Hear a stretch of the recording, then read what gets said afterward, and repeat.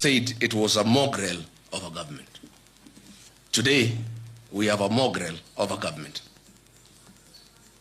Today, as I issue an accountability statement and performance audit of Mr. William Ruto's administration in the last 4 years, it is not about personalities.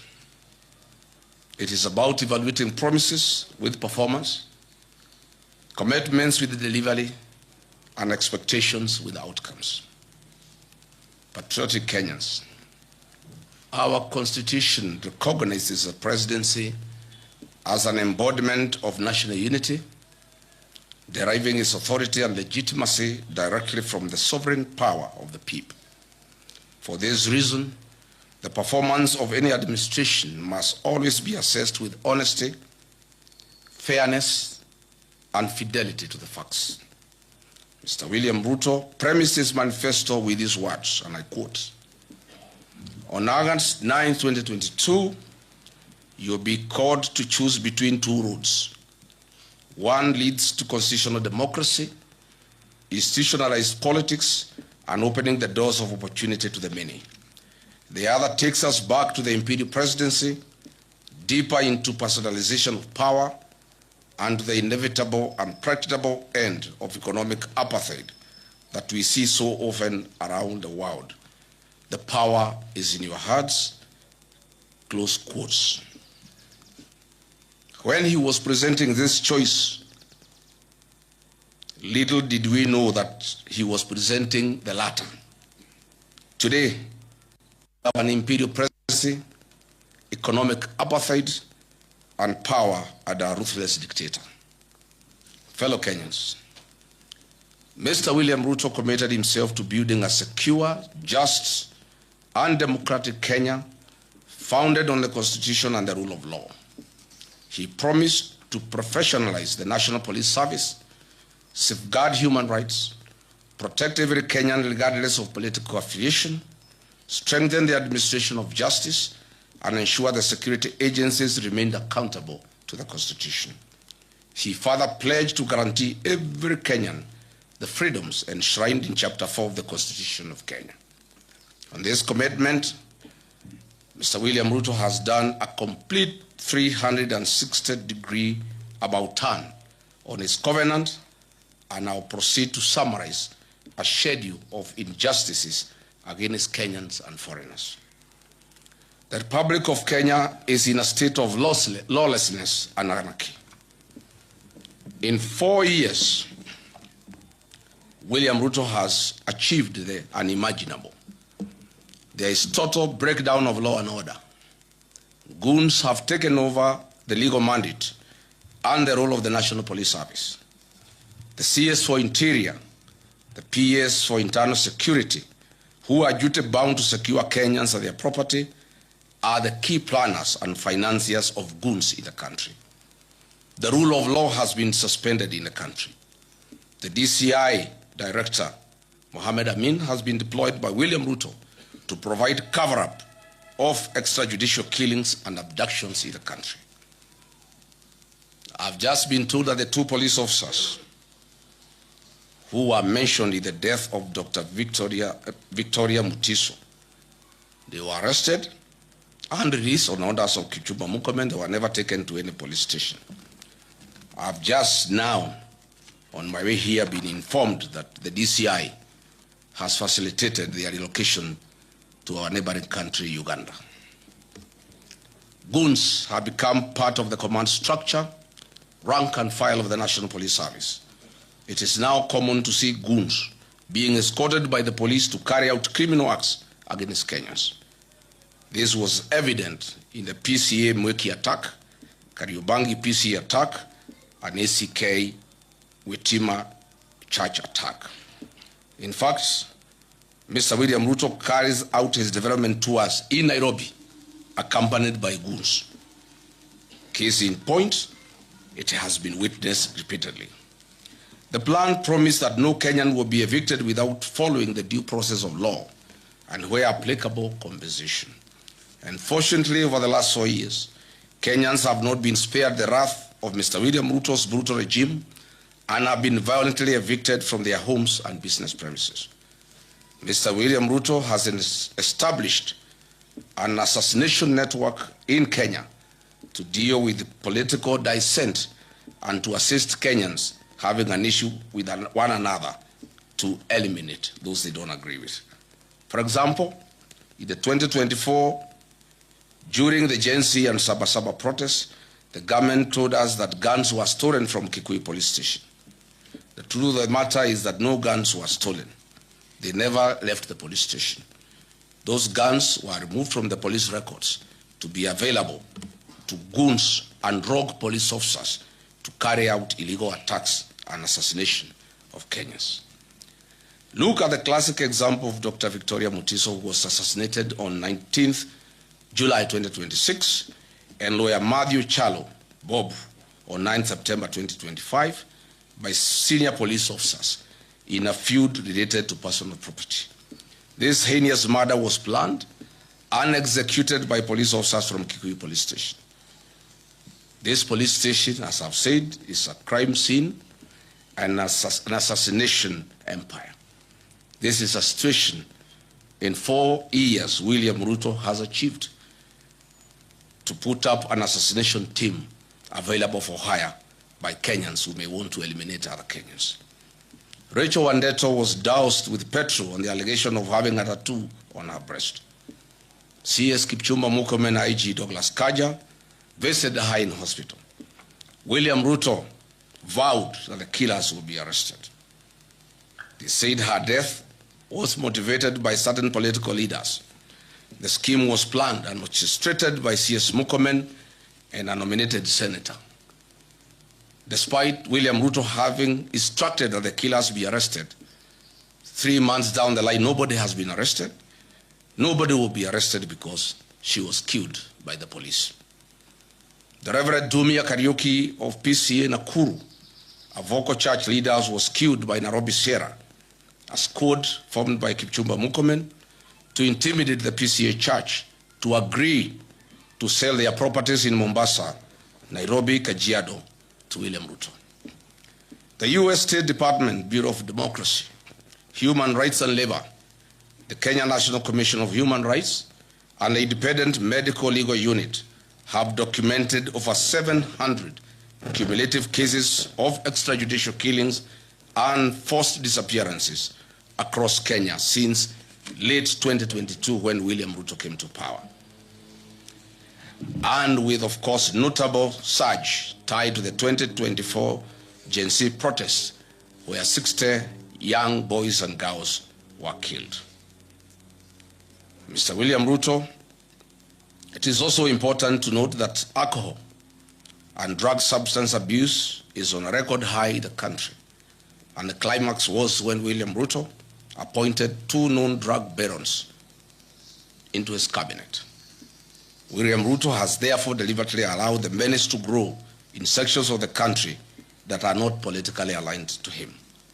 While serving as the country's deputy president, I ensured and chaired a multi-agency stakeholder meetings across country to exhaustively examine the root causes, extent, and impact of this growing disaster, with an aim of offering solutions. The initiatives were aimed at informing major government policy, measures, and prescribing interventions and actions to address alcohol and drug demand reduction, supply suppression, and harm reduction. Under my leadership then, I strengthened the intergovernment collaboration and coordination in fighting alcohol, drugs, and substance abuse. I proposed several amendments of national and legal and county legal provisions on alcohol and drug control, coordinated and multidisciplinary licensing regime of alcoholic outlets where all stakeholders were involved, and proposed the establishment of county treatment and rehabilitation centers. I held high-level engagement sessions with the judiciary to fast-track alcohol, drug, substance abuse matters before then. William Ruto's 4 years have achieved unwarranted, excessive availability of drugs to our young people, killing them and leaving others as zombies. I'm confident that on August 10, 2027, we will revisit this program and eradicate this vice in totality. The following are some of Kenyans who have been abducted and disappeared recently. Mark Million Carrier, he was abducted in Nairobi. Michael Olo, abducted in Nairobi. Families wept in the Milimani High Court demanding his release. His last location was along Kagudo Road. Evans Omondi, abducted alongside Olo and Carrier. Abdulaziz Duba Molu, alias Zizo, abducted in Kiamaiko on June 23, 2026 by armed individuals in civilian clothing and police uniforms. Davis Lichuma, a rights activist seized by the masked operatives outside Parliament, later traced to a hospital heavily battered. Omwancha Clifford Evans, listed among the recent abductees by local human rights groups. Manyura Morisori Douglas, still missing following a wave of clandestine security enforcement operations. Jimmy Mtava Mwanzi, abducted in Mlolongo, not seen to date. He was abducted at the instructions of DIG Langat.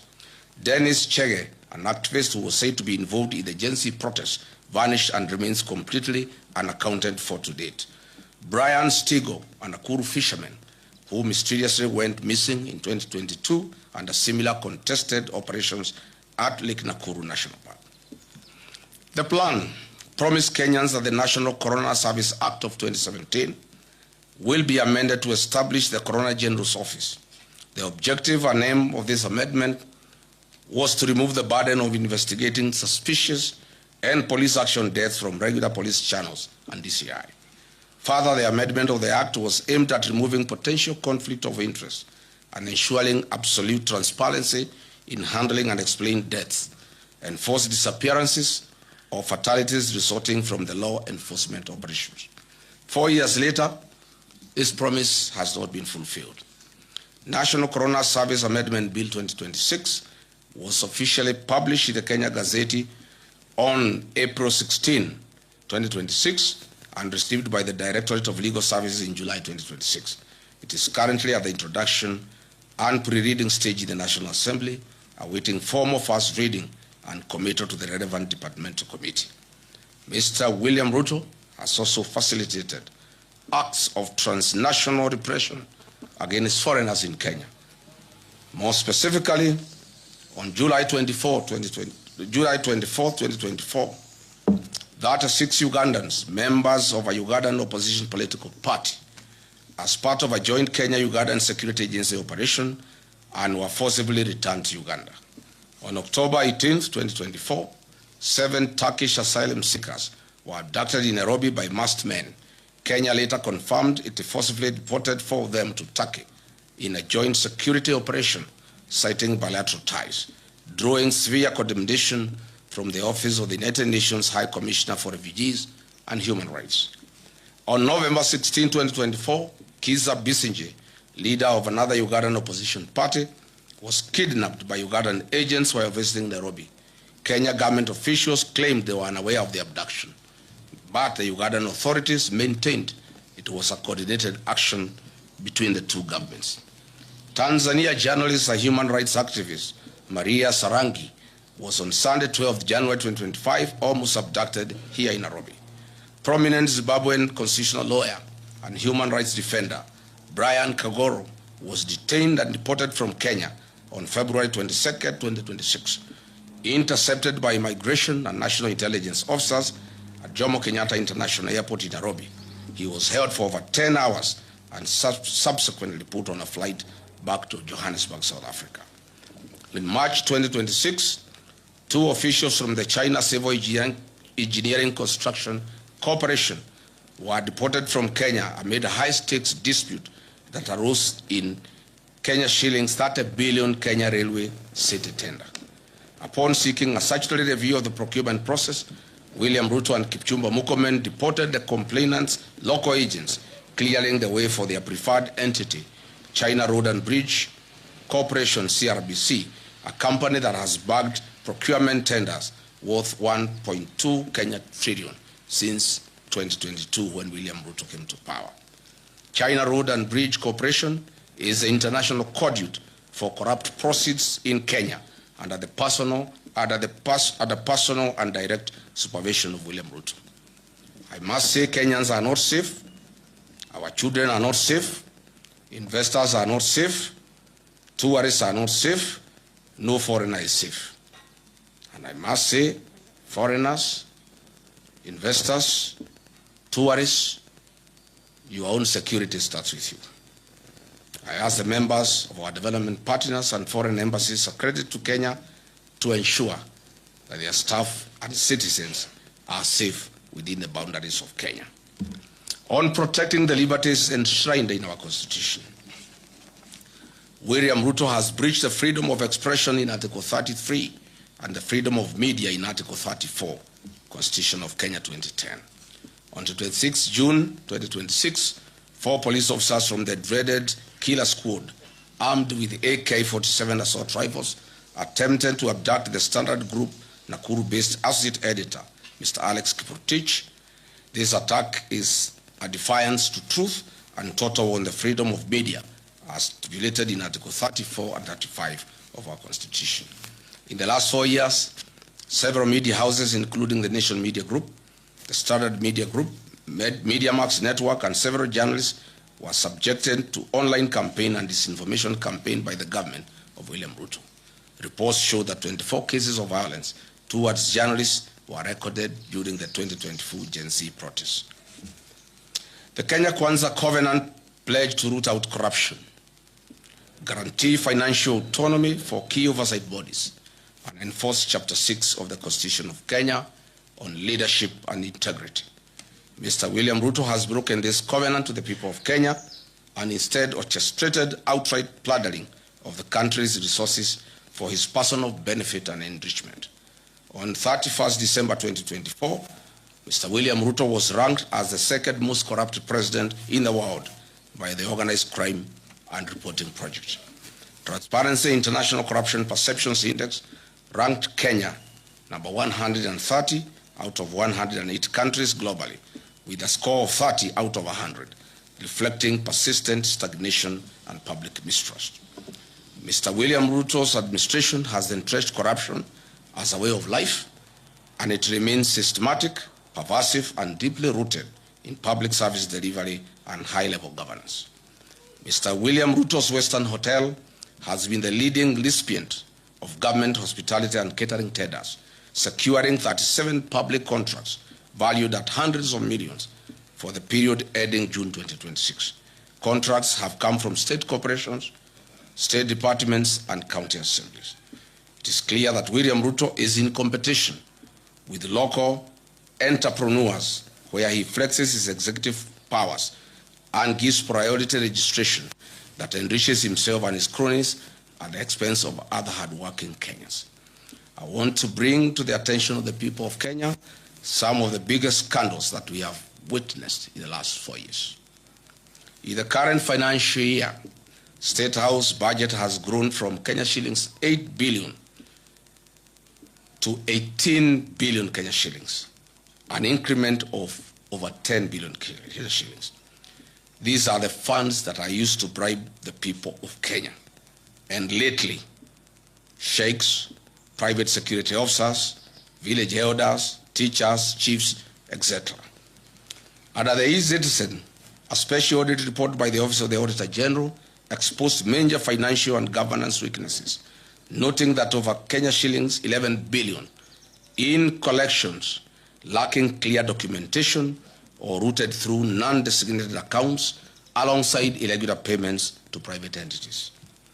The functionless chief system was procured at a cost of 104 billion Kenya shillings, and an independent assessment of this system shows that it is worth 800 million, leaving theft and plunder of public resources of 103 billion Kenya shillings. SHA makes a loss of 6 billion shillings a month. Hospitals and faith-based organizations and counties are owed 105 billion to date. As I've said before, SHA is insolvent and everybody knows it. On the affordable housing program, the Office of the Auditor General reports that have flagged major legal and operational risks regarding fund utilization, including untraceable international development loans, low fund absorption, and missing land ownership documentation for ongoing projects. Further, the levies deducted from Kenyan pay slips are invested in a third-party financial service firm licensed by the Capital Markets Authority. How are their fees determined? How much has been paid out to date? What is his association with William Ruto? On the restoration of Nairobi rivers, Mr. William told Kenyans that on December 25, that Nairobi River will have fish. Can members of the press visit this river tomorrow and bring us one piece of fish? This government committed itself to protecting public assets, strengthening governance, eliminating corruption, and ensuring that public resources would be managed solely in the interests of the people of Kenya. It promised a government founded on transparency, accountability, and prudent stewardship of national resources. On the divestiture of the Kenya pipeline, has Kenya surrendered its ownership and control to a neighboring country? What was the rationale of forcing Kenyan state corporations to invest public funds in a public entity? Who is the mysterious lead transaction advisor, stroke investment banker that was the face of the IPO? How did he acquire his Kenyan citizenship, and whose interest does he represent? Mr. William Ruto and Senator Aaron Cheriot must come clear on their relationship with this mysterious dual citizen investment banker. On the sale of government's equity stake in Safaricom to Vodacom at 204 billion Kenya shillings, it was a rip-off. Each share was grossly undervalued at 34 Kenya shillings. Why didn't William Ruto allow the use of an open price discovery, or even better, allow a regulated cooperative and SACCO fraternity with over 1 trillion in deposits at the end of December 2025 buy out this stake? Aren't the cooperative society members hardworking, deserving Kenyans? What happened to Buy Kenya, Build Kenya? Or is it Buy Kenya, Build Ruto? Other national assets, such as the new KCC, Kenya Ports Authority, and Kenya Ways have been strategically targeted for sale. What is the rationale of selling our heritage? Had hard-working Kenyans remit over 100 billion Kenya shillings monthly to the National Social Security Fund, NSSF. These funds now have been targeted for budgeted corruption and ring-fenced to fund infrastructural development projects, such as the Mau Summit Road, Twin Towers Commercial Building, and the Bomas of Kenya International Conference Center. Is this really prudent? Are our pensioner funds safe? What is the role of the mysterious dual citizen investment banker in structuring the fund management contracts issued by NSSF? The Communication Authority of Kenya, Universal Service Fund, has recently approved the transfer of 45 billion Kenya shillings to the National Intelligence Service, allegedly for the procurement of an ICT system whose market value is only 2.5 billion. This approval was given by the then chairperson of the Communications Authority in the hope that her business loan would be repaid from the proceeds. As explained earlier, China Road and Bridge Company, CRBC from China, is the major conveyor of corruption in Kenya and is the recipient of projects worth 1.2 trillion, namely the Naivasha, Malaba, SGR, Mombasa SGR, JKI modernization projects, Talanta Stadium, Southern Bypass, Eastern Bypass, Western Bypass, Mkuu Bridge, and Bomas of Kenya, among others. Patriotic Kenyans, over the last 4 years, Mr. William Ruto has systematically eroded the values, principles, and institutional structures of Kenya's public service that was built to ensure an efficient, ethical, and representative government workforce.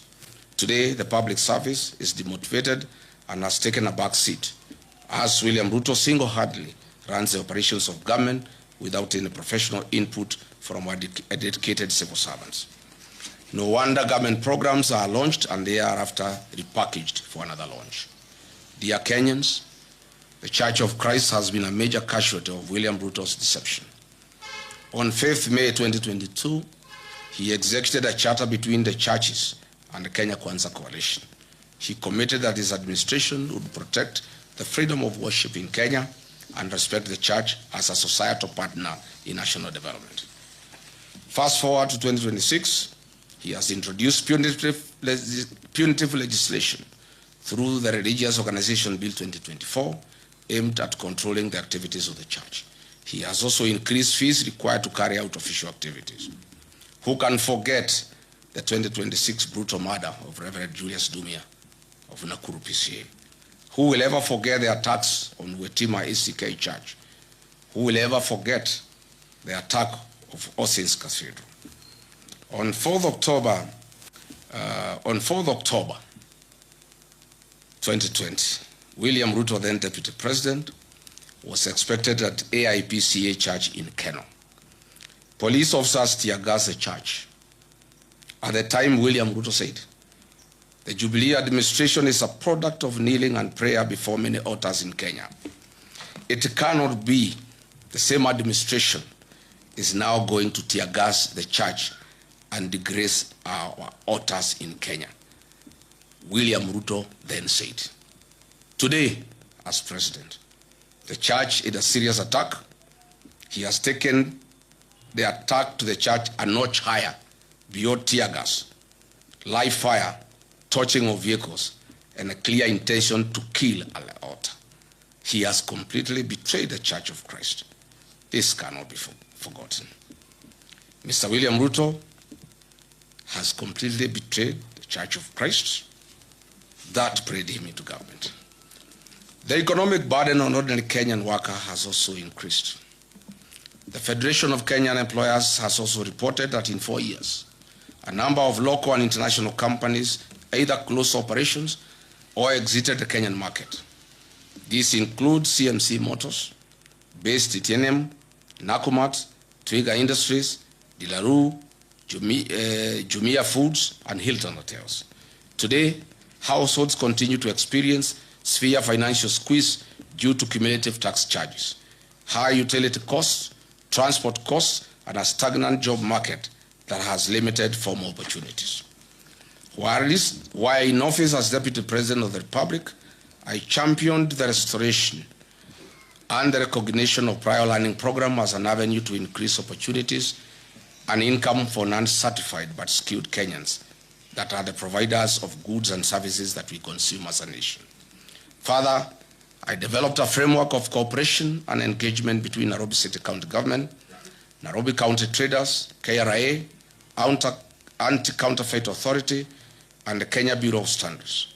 The objective of the framework was to A, provide a platform for resolution of disputes arising out of trading activities and the informal sector, foster goodwill, cooperation, and consultation between the parties, recognize the importance of collaboration in achieving shared goals in the informal sector, and promotion and improvement of the well-being of traders and their micro, small, medium enterprises. What happened? As soon as I left office, William Ruto and Nairobi City Governor Johnson Sakaja abandoned this framework. You all remember that on 8th August 2022, a liter of super petrol retailed at 159 shillings. A liter of diesel retailed at Kenya shillings 140. As we speak today, the price of super petrol is 214 Kenya shillings and diesel 222.86 for a liter of diesel, representing an increase of 34.05% and 59.18% respectively. These increases have been contributed to higher transport costs, increased food prices, and a greater pressure on household incomes. Kenyans will recall that on April 2026, I exposed the opaque nature of the government-to-government framework and detailed its contribution to an increased landed cost of fuel products. The whole scheme and con game were nothing like G to G. It is government route. What I'm saying in a nutshell is that the high cost of fuel has nothing to do with international prices. It has everything to do with business interest of William Ruto, where he is a key player of oil importation and distribution in the country. The average Kenyan worker loses between 45 and 50% of their monthly earnings that are deducted through punitive levies and taxes leaving significantly less disposable income for their households. For example, a teacher in Wajir earning a gross salary of 50,000 in 2022 took home approximately 42,000 Kenya shillings. Today, under William Ruto, the same teacher who is making 50,000 takes home 38,000, while facing substantially higher food, fuel, transport costs, reduced school capitation, and increased challenges in accessing health care.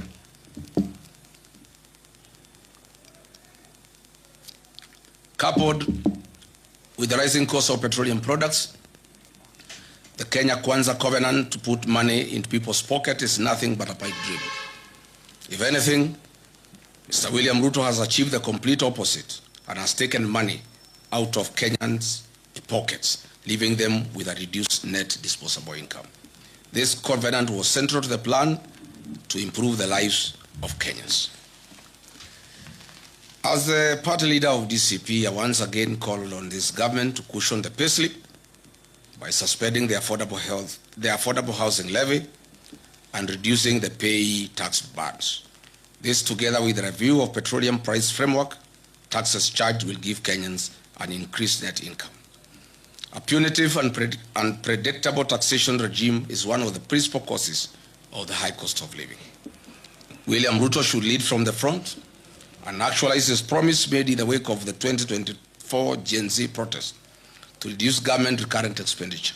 State House does not need 18 billion Kenya shillings for 12 months. These funds could be used to subsidize rising fuel and food costs for the benefit of Kenyans. Or better still, these funds can be used to ensure farmers in arid and semi-arid lands have access to clean water for domestic purposes, farming, and for their livestock. Patriotic Kenyans, Mr. William Ruto promised to build a disciplined, transparent, and accountable government founded on prudent public finance management, constitutionalism, and the rule of law. He pledged to reduce the cost of government, manage public debt responsibly, eliminate corruption, strengthen institutions, and uphold the Constitution while protecting the rights and freedoms of every Kenyan. 4 years down the line, the government introduced new tax measures, expanded statutory deductions, implemented changes to public finance management, and undertook toxic borrowing to finance government programs. It also introduced reforms affecting public institutions and the administration of government. Instead of easing the financial burden on citizens, the tax burden has increased significantly. Households have experienced reduced disposable income while facing higher prices for food, fuel, electricity, and other basic commodities. On the debt management, why is this regime in open violation of Article 211 of the Constitution of Kenya 2010 and Section 15(2)(c) of the Public Finance Management Act 2012 that strictly prohibits the financing of recurrent expenditure using debt? Looking back, we know that the Grand Coalition government borrowed an average of 200 billion shillings annually. The Jubilee government of Uhuru Kenyatta borrowed an average of 700 billion shillings annually. This regime of William Ruto borrows an average of 1.4 trillion annually with no corresponding development. Since August 2022, Kenya's debt growth has entered a dangerous pattern of continuous triple-digit or near triple-digit expansions. As we speak today, every citizen of Kenya and every child born as of this morning has a debt of Kenya shillings 221,000. This country has a debt of 13.02 trillion, up from Kenya shillings 8.6 trillion in August 2022 when William took over. Mr. William Ruto has borrowed in excess of 5 trillion over the last 4 years. This regime, on a borrowing spree, borrows an average of 3.5 billion Kenya shillings daily and steals 3 billion shillings daily. Why borrow to steal? On average, this government steals from the people of Kenya 125 million shillings every hour. Calculated, this government is stealing every minute 2 million shillings from the people of Kenya. Dear Kenyans, The National Treasury has delayed disbursing the equitable share of revenue to counties. These cash flow delays have routinely stalled county operations, delayed staff salaries, and inflated pending bills to over 156 billion, despite legal mandates requiring timely monthly transfers. Misplaced priorities such as funding State House budget by 10 billion, building state lodges and airstrips has caused cash flow constraints. The strengthening, devolution, and improving the timely disbursement of funds was at the core of the Kenya Kwanza Covenant with the people of Kenya. Once again, this promise has been broken. Patriotic Kenyans, ladies and gentlemen, measured against the promise to lower the cost of living, improve access to affordable credit, and strengthen small businesses, the evidence presented suggests that many Kenyans have yet to experience the relief that was promised. Mr. William Ruto made an ambitious commitment to the people of Kenya. The promise was to place young people at the center of Kenya's economic transformation and restore hope to millions of young people seeking meaningful work. The population of Kenya is 75% youthful. The African Union has long urged African countries to harness this demographic dividend by investing in young people. It is therefore fitting that we assess one of the administration's flagship commitments, expanding credit opportunities to Kenyans' youth. The Kenya Kwanza administration promised to establish a 50 billion hustler fund to provide affordable credit to mama mboga, boda operators, mkokoteni operators, and other small-scale entrepreneurs. This commitment was to ease financial constraints, promote enterprise, and improve the livelihoods of ordinary Kenyans. Mr. William Ruto established the Hustler Fund, whose head and tail cannot be traced. As it were, the financing programs intended to support micro, small, and medium enterprises. The Hustler Fund is said to have disbursed 87 billion Kenya shillings to 28 million people. What a paradox. What a lie. I am yet to hear of any one Kenyan saying that they have expanded their business courtesy of the Hustler Fund. Limiting the disbursement of funds to registered cooperatives would have probably made a greater economic impact and would have reduced the mobile loan default rate that is very high. I have raised fundamental questions on the effectiveness of the Hustler Fund in meeting its stated objectives. The truth of the matter is the high rate of loan defaults and low loan disbursements, in many instances 500 shillings, are insufficient to establish or grow a sustainable business venture anywhere in the country.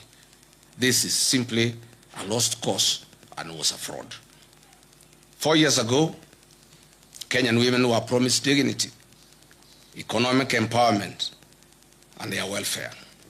4 years later, the women continue to experience economic hardships occasioned by a high cost of living, increased medical and education costs, and an unsustainable credit framework under the Hustler Fund and Women Enterprise Fund. The discontinuation of projects such as Linda Mama and Edu Afya have increased the cost of accessing healthcare and education services to women and their families. Mr. William Ruto has ignored Justice John Mativo's 2017 ruling and the former Chief Justice Maraga 2020 advisory to entitle a legislative framework and implement the 2/3 Jeta rule despite having a parliamentary majority. Patriotic Kenyans, the Kenya Kwanza commitment was to turn the housing challenge into an economic opportunity. They promised to build 250,000 houses every year. This was a promise. However, 4 years later, Mr. Ruto has fashioned and turned this into a conduit to steal public land and be the sole supplier of construction inputs, cement, steel, tiles, nails, and MDF panels that manufactures factories he has bought and acquired. The Affordable Housing Fund has collected over $1 billion since its inception. The State Department of Housing and Urban Development has conveniently ensured a low absorption rate of roughly 25% due to the staggered nature of construction phases and investments of proceeds in treasury bills, bonds through CDN Bank. CDN Bank Syrian Bank is today classified as Tier 2 medium-sized bank. It has graduated from Tier 3 status after achieving a market share of over 1% driven by deposits mobilized from government of Kenya state corporations, Social Health Authority, Nairobi City County Government, and the Affordable Housing Fund levies.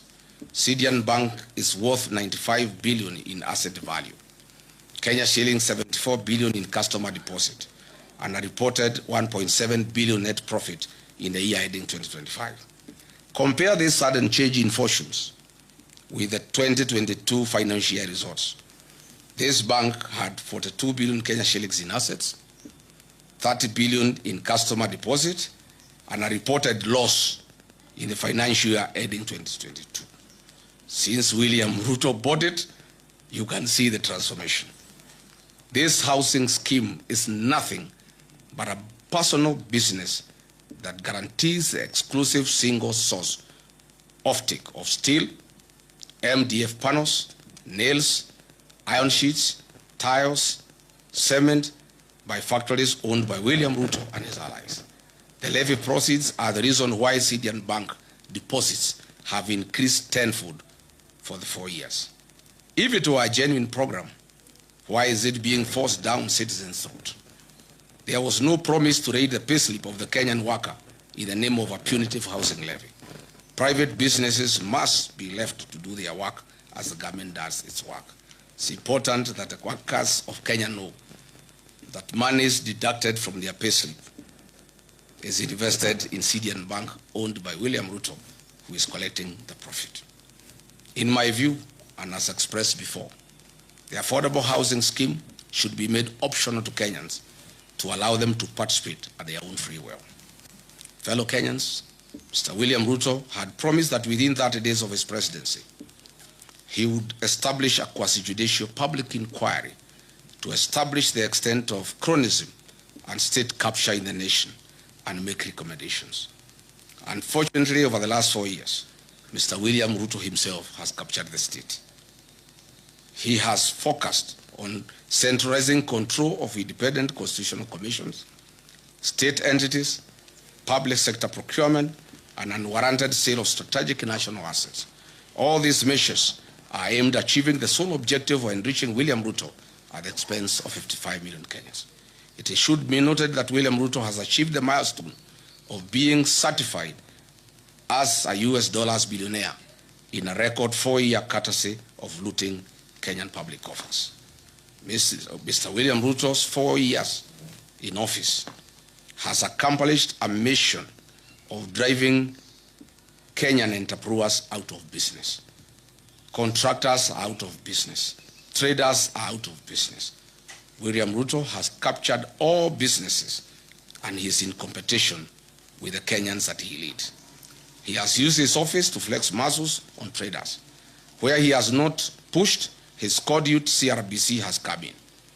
Mr. William Ruto has investments in virtually every sector of Kenya's economy, namely banking and finance through Syrian Bank, investment banking through Rock Investment Bank, a CMA license issued in 2026, and is a fund manager of NSSF and PSSF pension funds, insurance through Amaco, capital markets through ZD platform, hospitality through Weston Hotel and Leeds Caraton in the Mara, cement through the various companies that he bought, including Baburi and East African Portland Cement, betting through SportsPesa, Sportbet and Betika, aviation through Kwale Island Development, healthcare through Nairobi West Hospital, telecommunication through East African Device Assembly Limited, oil and energy through Gulf Energy and oil marketing companies, energy gas through Taifa Gas, construction, farming, currency security, he has recently bought Daru, transport, he has even gone into the matatu business. He now has over 100 matatus in Nairobi, agriculture, poultry, minerals, gold prospecting in Aboseli, Logorian, Transmara, DRC, including in Darfur. Literally, all business people in Kenya have been driven out of business by William Ruto. The Parliament of Kenya has failed in its legislative oversight and representative role. Its members, except the few who hang around with me, are on record boasting how they are paid for everything that they pass in Parliament. I must remind all parliamentarians that they are accomplices to criminal acts. Under the archaic leadership of the UDA with winger Moses Wetangula, the National Assembly is one of the major causes of the suffering of Kenyans by passing bad laws like the Finance Bill 2024, whose provisions were later sneaked through amendments and omnibus legislation. Mr. William Ruto's attempt over the last 4 years to undermine the Office of the Auditor General has been frantic and uncalled for. He now wants the Auditor General arrested for resisting theft of public funds. The people of Kenya will not allow it. Mr. William Ruto has made IPOA non-functional in the last 4 years. An attempt was made through a Gazette notice to put it under the Ministry of Interior so that they can cover all the crimes against Kenyans and the police. Fortunately, our court stopped this covert mission. Historically, IBC has been an institution under low public trust. It is in the public domain that IBC, as currently constituted, enjoys low public trust among Kenyans. The threat by the chairman Ethocon to suspend or allow by elections if there is violence is a clear indication that he is under manipulation by William Ruto. The Central Bank of Kenya is one of the most critical government institutions we have. However, through the National Assembly, the CBK Act was amended recently to allow the purchase of gold and other precious metals. This is gold bag season 2 loading. Kenyans should be alarmed that CBK has not received currency supplies from Germany for 4 months after it became apparent that the government wanted money diverted to Mombasa and the German suppliers were reluctant. We have also noted the recent changes in the ownership of Delaru, Kenya, and Kenyans are keenly watching the space to establish whether they want to print currency for bribing voters in the forthcoming general election. Allow me to give 2 practical examples of how William Ruto has captured institutions. I'll use IPOA and KWS as examples. At IPOA, we have over 1,000 cases of police excesses that have been reported over the last 4 years by the people of Kenya. Only about 10 cases have found their way to court. Mr. William Ruto has deliberately slowed down the activities of IPOA. Some few days ago, the Amboseli National Ecosystem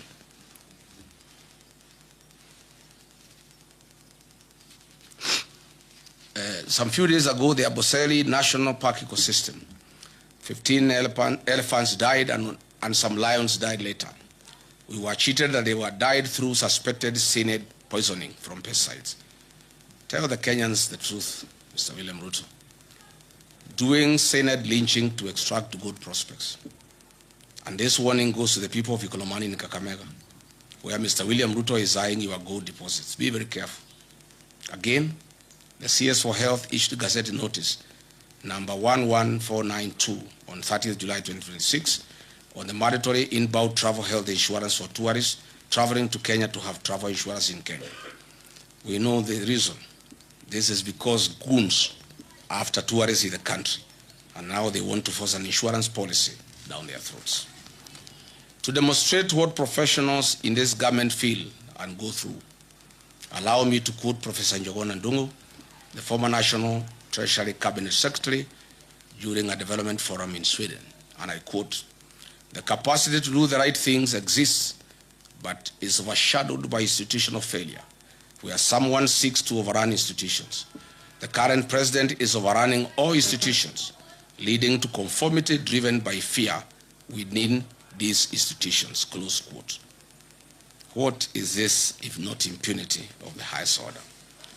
Patriotic Kenyans, historically, land is one of the most emotive issues in Kenya.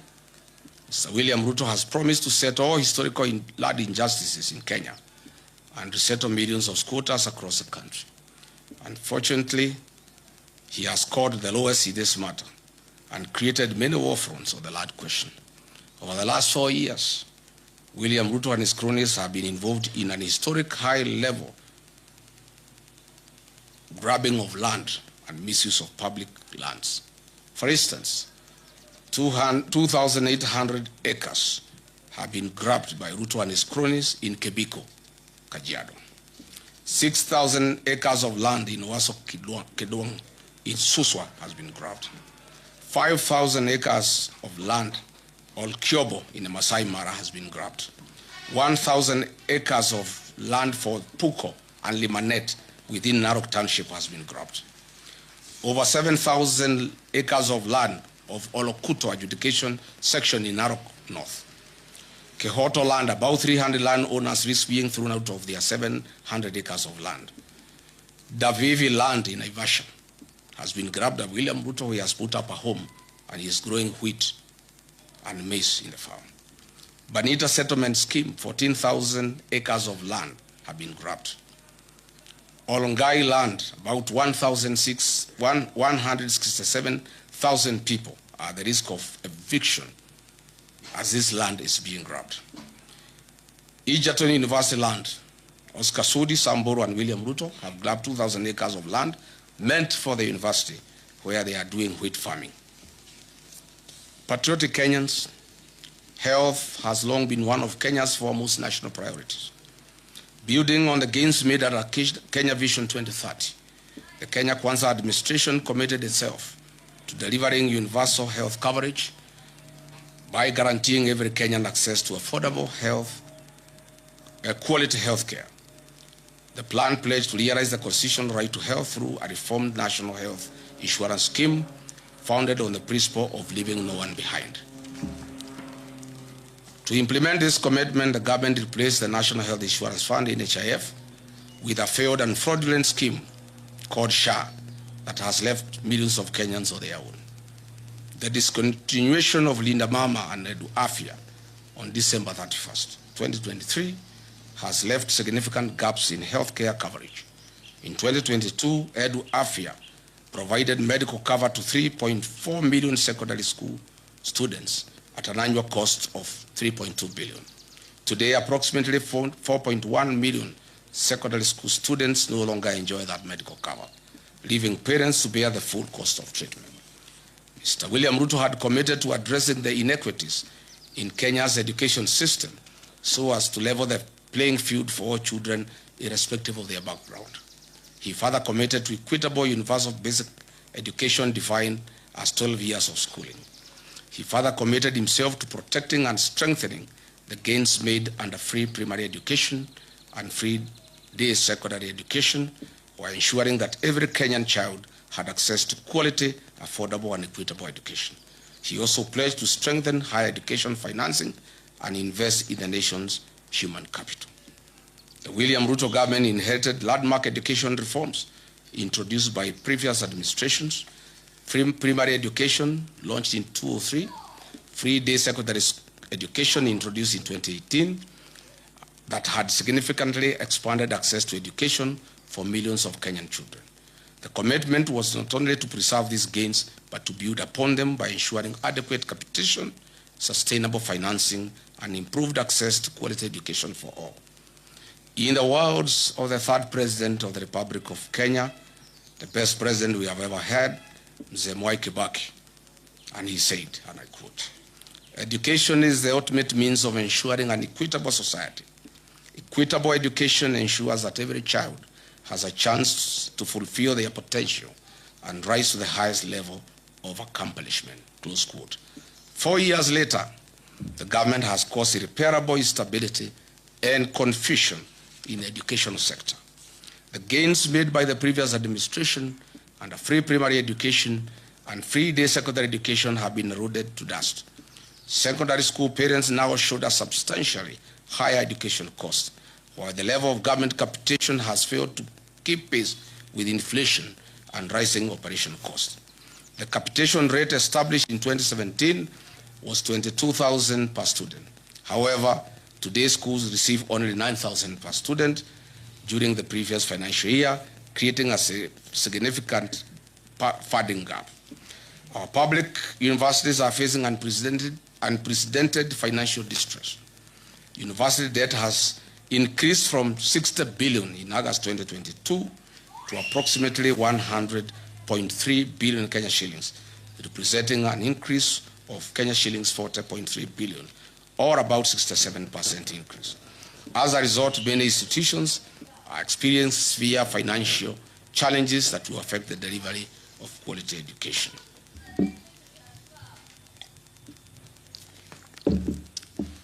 Further, we have had 2 university financing models in 2 years.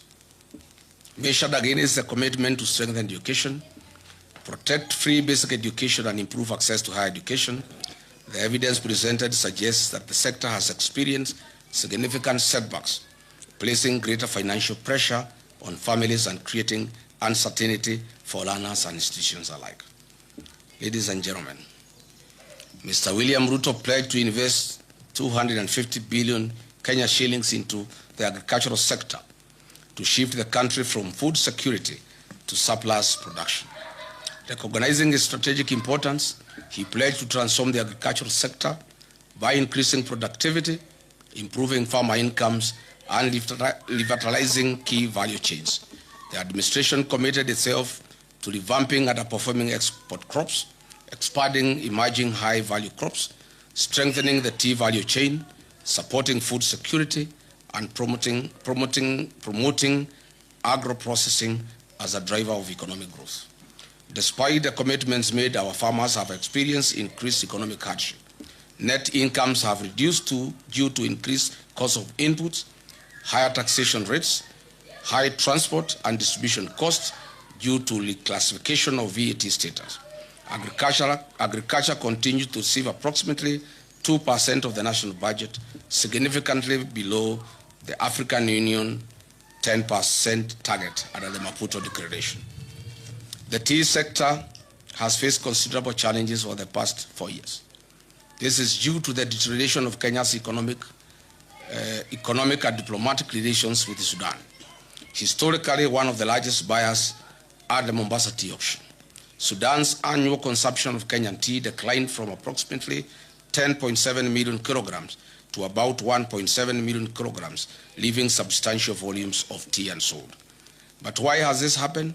Mr. William Ruto's appetite for business and money has failed Kenya. His close association with Sudan's RSF warlord, Mr. Hemeti, in illegal trade of gold in exchange for weapons, has reversed the gains we have made.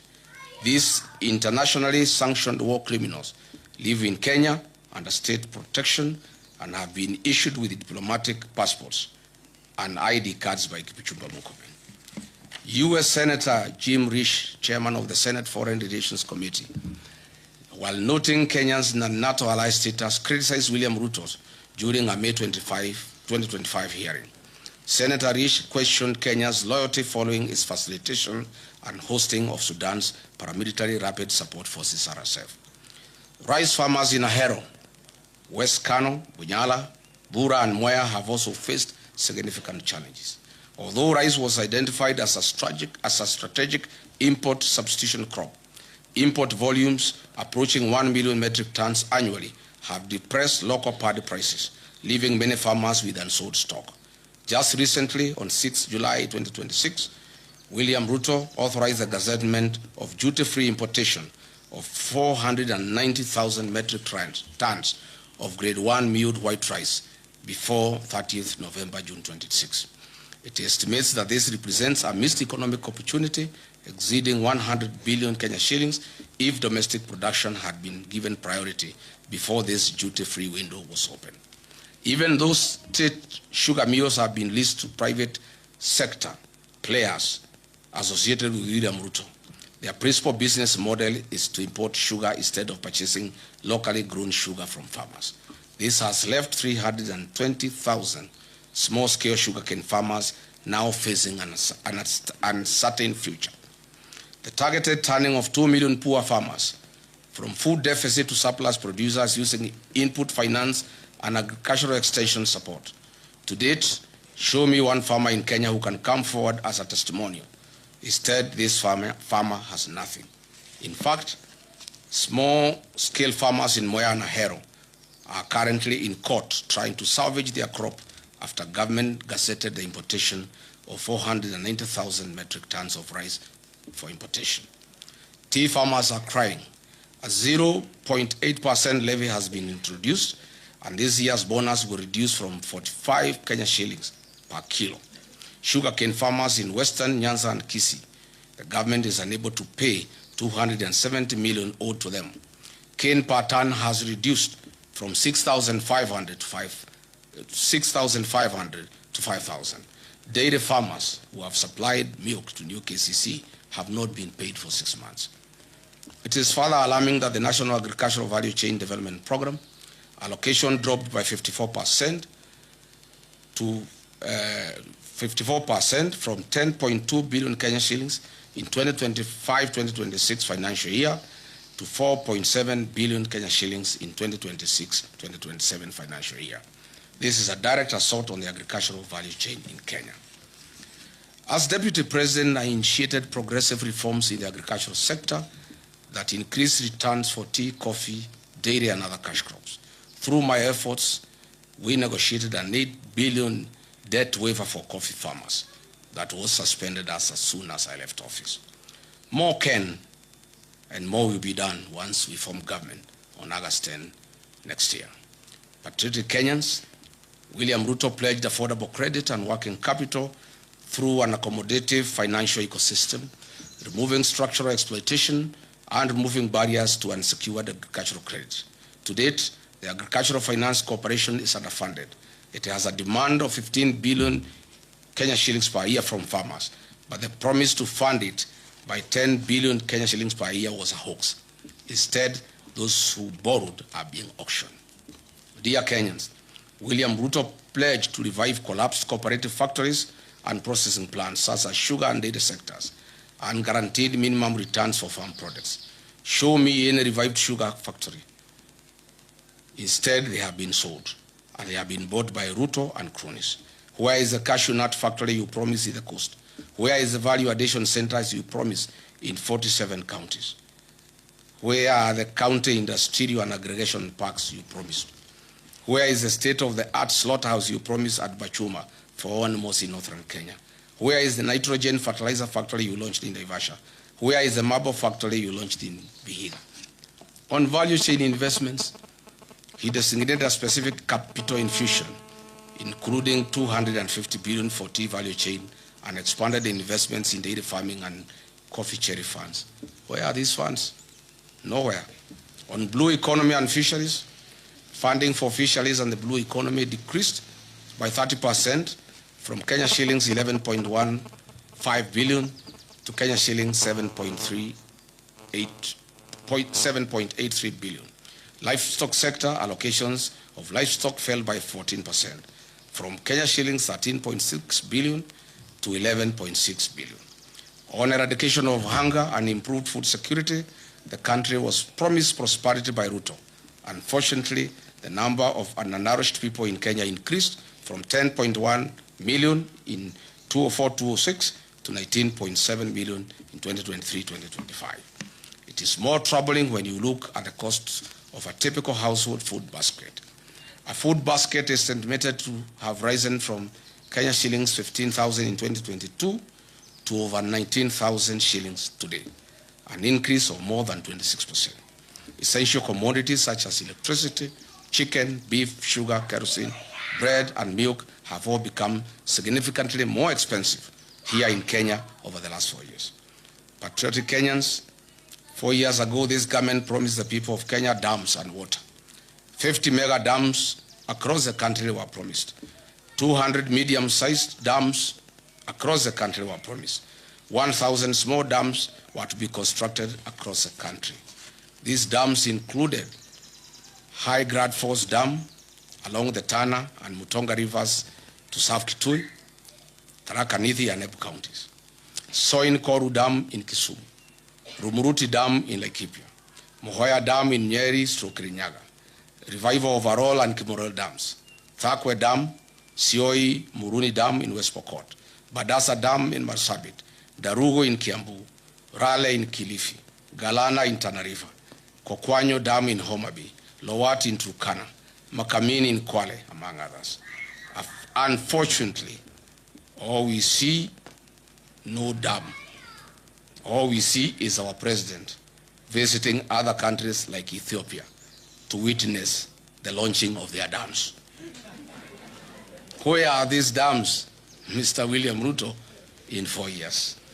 On matters of environment, this administration had committed to grow 15 billion trees by the year 2032. What we are witnessing is the lifting of the logging ban and the systematic logging in national forests under the cover of the Kenya Forest Service. Numerous court cases have been filed by international conservation groups Greenbelt and the Law Society of Kenya against the government's attempt to build infrastructure in protected natural habitats. Talanta Stadium and Bomas Conference Center Link Road that will see over 100 acres of forest destroyed. Upper Imend Forest in Meru is being cleared for the construction of a state lodge, a golf course, and an airstrip, which will access and clear 200 acres of forest. Where was this promise? Even the trees at the gate of State House have been cut. Is this still part of the growing 15 billion trees? Patriotic Kenyans, in foreign affairs, we had the worst since independence. Kenya's nose is poked everywhere, including the war in Ukraine and Russia, where our young men are lied to that they are jobs, well-paying for that matter, but they find themselves in the war front. Reports indicate that we have lost 19 Kenyans, including Clinton Nyapara, Dennis Bagaka, Erastus Mundia, Simeon Wahome, Eric Mwangi, Ronald Kibet, Shadrach Wafula, Othiabo Martin, Ibrahim Yahaya, among others. Several other Kenyans in their hundreds remain unaccounted for, and hundreds of others are still active in the war zone. Their parents are keen at home, still crying to see their loved ones back home. A person who was in Kenya in 2022 would wonder whether the Kenya Kwanza commitment to a creative and robust foreign policy whose pillars will be economic and commercial diplomacy changed into converting our young Kenyans into war fugitives in far countries. As if that is not enough, the footprints of Kenya adversary in DRC Congo war zone and M23, Sudan's Darfur, Southern Sudan, among others. He had promised to enhance and promote further local investment by Kenyans living in the diaspora. In Mandera County, Jubaland forces have taken over more than half of the town, and William Ruto signed a secret deal with the Al-Shabaab in 2024 that has remained silent. Notably, in July 2026, there were a record 9 terror attacks in Mandera County that resulted in the killing of 5 Special Operation Group SOG officers and 1 National Police Reservist was killed. The foreign policy has been transformed into a tool to achieve personal gains at the interests of the people of Kenya. Fellow Kenyans, now let us move in and ask Mr. William Ruto the hard questions he deserves. But before that, let me give credit where it is due. There is one promise Mr. William Ruto made to the people of Kenya, and he has delivered 100%. Congratulations, Mr. President. Mr. Ruto, you promised to permanently retire the late Prime Minister, Right Honorable Raila Odinga, in Bondo and finish ODM. You have succeeded in both. Odinga is permanently retired in Bondo and ODM is no more. There are many prominent deaths that have occurred in Kenya and they have not been resolved. Kenyans want to know what happened to Raila Odinga. Why were the medical doctors of the late Prime Minister denied access to him at the last hours? Why did he have doctors from Nairobi West Hospital, a hospital closely associated with William Ruto, than his own doctors? Why were the instructions of Raila's doctor ignored that Raila shouldn't travel? Raila Odinga was a respecter of Luo traditions and custom. How could a person known respecter of Luo traditions and customs indicate that he should be buried in 72 hours against all known Luo traditions and customs? Was William Ruto anywhere an executor of Raila Odinga's will? Why was there no postmortem done on the body of Raila Odinga? Why was he forced to go to India through a private jet? Why did the president force Raila Odinga to go to India? Why was his party ODM taken over before his body arrived in the country, despite the known African customs that you don't inherit a man or a woman for that matter before they are buried? Who are these doctors who accompanied Raila Odinga against the wishes of his personal doctor, Professor David Oluoch Oluonya? These are hard questions. that Kenyans want to know. On the death of Honorable John Ngeno, the late MP for Emurua Dikil, for the first time, Kenyans must know what happened. I have intelligence information as follows. On the fateful day after Ngeno was dropped at Edebes, the helicopter went to fuel in Eldoret. The pilot didn't know the fuel he was about to put in had been transported to the scene from Lodwar. High alert Kenya revenue officials noticed an unusual car that had carried the jet fuel. It was arrested and the driver questioned. The driver refuted to them that he transported the fuel from Lodwar. Immediately, this KRA official and the police Eldoret airstream were instructed from Nairobi to release the driver if they cared about their lives. Is it this fuel that caused the chopper not to pick up in high altitudes? Is that why the pilot first came down and tried again to pick up? These are fundamental questions. What did Kipchumba Murkomen know about the people who called this KRA officer and the police at Eldoret airstream officials? Can KEA produce the CCTV footage at the facility on this fateful date? We are still waiting for a report on what killed Johanna Ngeno. We must not forget about our gallant General Francis Ogola, the decorated top gun who had a stellar 40-year career in the military and perished in 2024 in an air crash. Unfortunately, to date, Mr. William Ruto, the Commander-in-Chief, has failed to release the aircraft accident investigation report to the country. Kenyans are demanding for answers. General Ogola was not an ordinary citizen. He died in active duty and service to the nation. Mr. William Ruto, what do you know about General Francis Ogola's death? Are you willing to tell the country why you allowed General Francis Ogola to fly in a Bell Hue helicopter with a questionable mechanical status?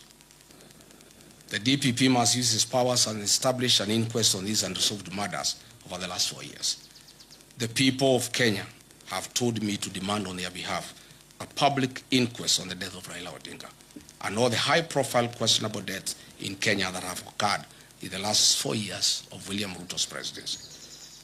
I therefore call for a public inquest and proper scrutiny of the same. Today, after examining major commitment against this evidence, after examining every major commitment against this evidence, the verdict is unmistakable. The plan has failed. It is hollow and deceptive. In conclusion, when the plan failed,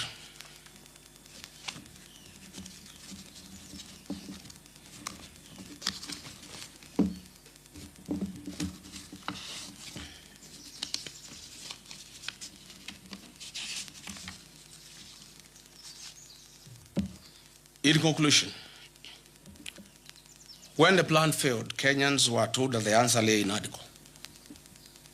It too has failed to deliver the hope, unity, and reforms that were promised. Thereafter came the 10-point agenda, presented as a renewed roadmap to rescue the country. It has equally failed to change the trajectory of our nation. In failing the plan, the administration has failed to keep Kenya on the development path envisioned under Kenya Vision 2030. The question before the people of Kenya is therefore simple. If the author of the plan could not deliver the plan, if NADCO has failed to provide solutions, if the 10-point agenda has failed to change the country's direction, what reason do Kenyans have to expect a different outcome after 2027? You have all heard William Ruto constantly accusing the opposition of having no plan. I ask Kenyans instead to look at his track record. He came up with a bottom-up economic plan. As we have seen, it has failed. He came up with NADCO. He has failed to deliver. He came up with the 10-point agenda. He has failed to deliver. He came up with the Singapore. It has failed. And now, before he has honored a single promise and his commitments, he is now asking us to believe and trust him to come up with another plan, Vision 2060, or the way he is calling, Beyond Vision 2030. Plan after plan, promise after promise, each one designed to distract from the fact that there has been no implementation of the last. From bottom up to Singapore, to Vision 2060 or beyond Vision 2030, William Ruto has mastered the language of plans. Whenever he is asked to account for what he has actually done, because he has no answer, he simply points to the next horizon. The harsh truth is he does not have the capacity to deliver. You cannot fail today and ask us to trust you tomorrow for some distant, far future engagement. Based on your performance, Kenyans don't want to hear about Vision 2030 or beyond 2030. They want to know one thing. What will you deliver in the 364 days between today and the next election? Of all the promises you have already made, which ones can we expect you to keep? That will be your marking scheme 1 year from today. And Kenyans are doing you a favor. They are letting you set that marking scheme yourself. They are not making their own demands. They are just using your own commitments as the standard. So when the day comes, you should have nothing to complain about. Leadership is judged by results, not by promises. Governments earn another term through performance, not through visions and persuasion. That is why millions of Kenyans are saying one term. One term is not a slogan of anger. It is a verdict on performance. It is a democratic conclusion that one term has been enough because the promises made have not been kept. Exactly 1 year from today, on 10th August 2027, we shall go to the polls as a nation. Let us choose accountability over excuses, delivery over promises, and leadership that honors its covenant with the people.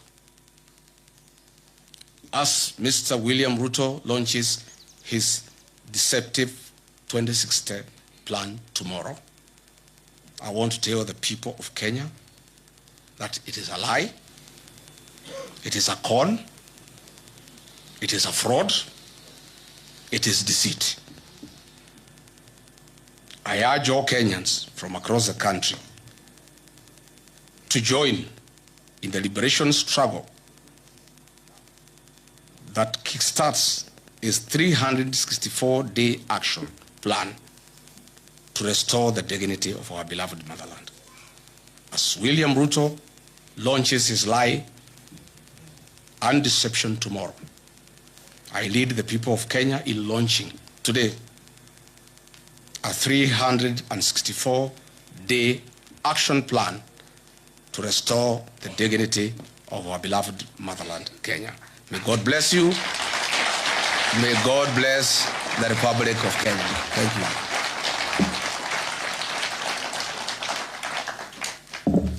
Asanteni sana. Thank you. Ladies and gentlemen, His Excellency the Second Deputy President, State of the Nation Address. Jamani, makofi tunapoendelea kuzingatia maendeleo katika nchi yetu, kuendeleza uongozi wa ukweli na uongozi ambao